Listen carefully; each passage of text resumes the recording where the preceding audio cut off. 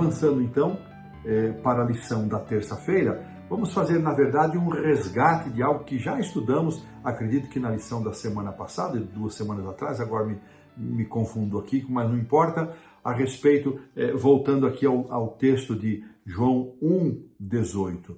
Ninguém jamais viu a Deus.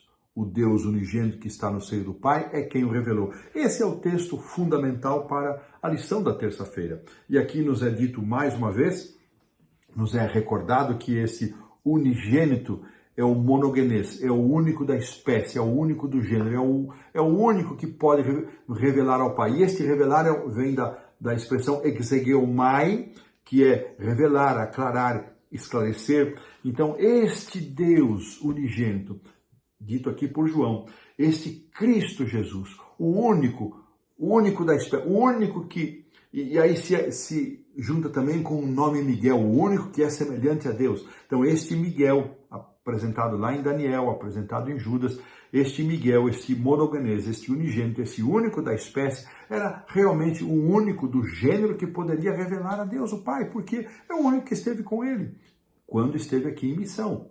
Claro, o Espírito Santo poderia fazê-lo se ele fosse o agente.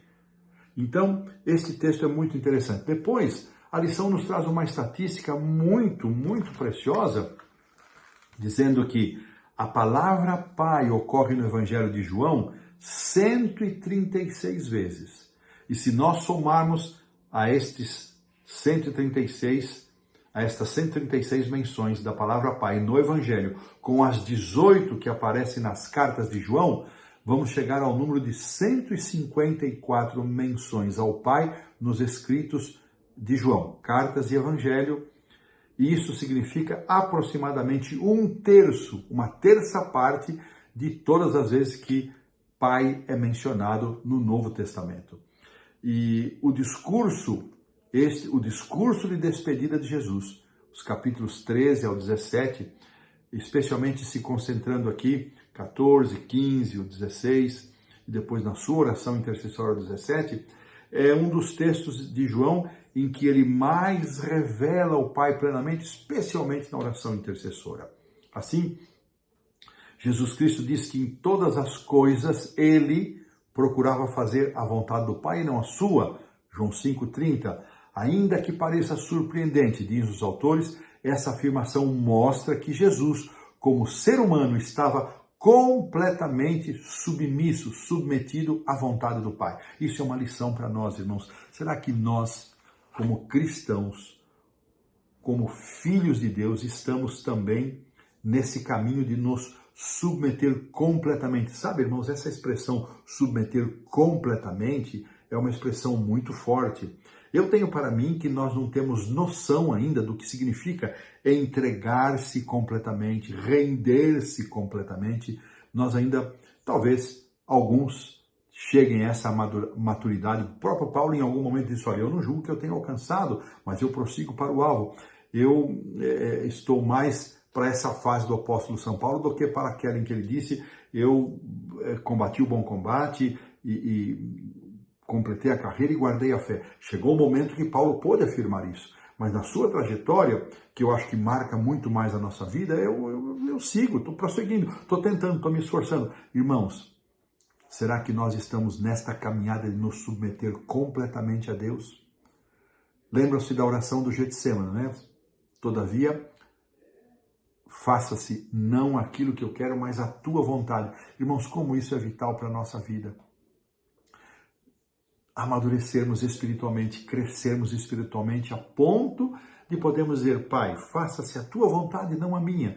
A nossa vontade, nossa natureza pecaminosa muito imperiosa quer se impor, quer se estabelecer. E ouvi uma vez de alguém dizer que a melhor definição de pecado, além daquela que a Bíblia apresenta, que é transgressão, é dizer, da lei de Deus, é dizer eu quero. Ou seja, quando eu ponho a minha vontade à frente da vontade de Deus, acima da vontade de Deus, eu corro um sério risco.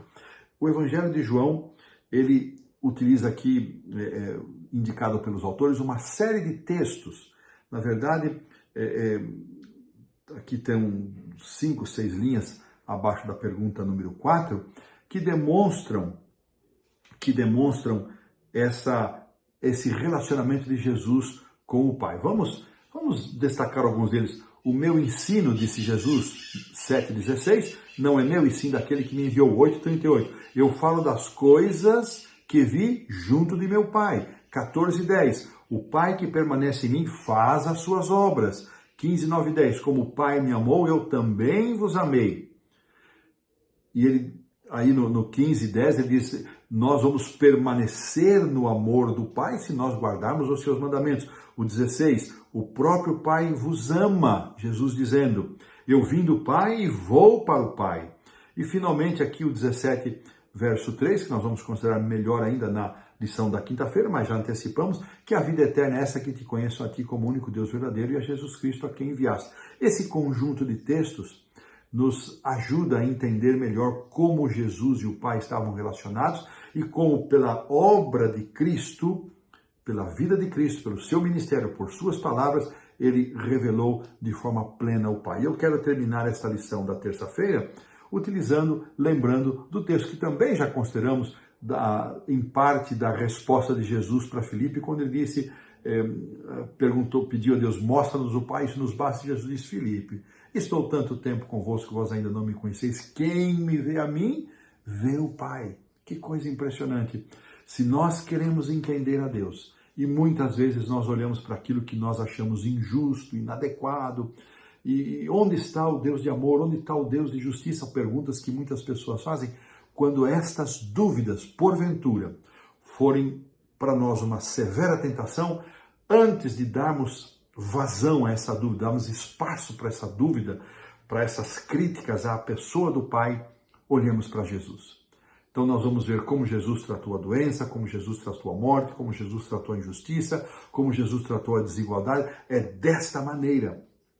Jesus nos mostrou como Deus lida com todos esses traumas da humanidade e como finalmente ele vai pôr um fim em todas essas coisas. Quando ele ressuscitou, ele está dizendo, um dia se tudo vai ter final. Muito bem, dessa maneira pomos um ponto final aqui na lição da terça-feira.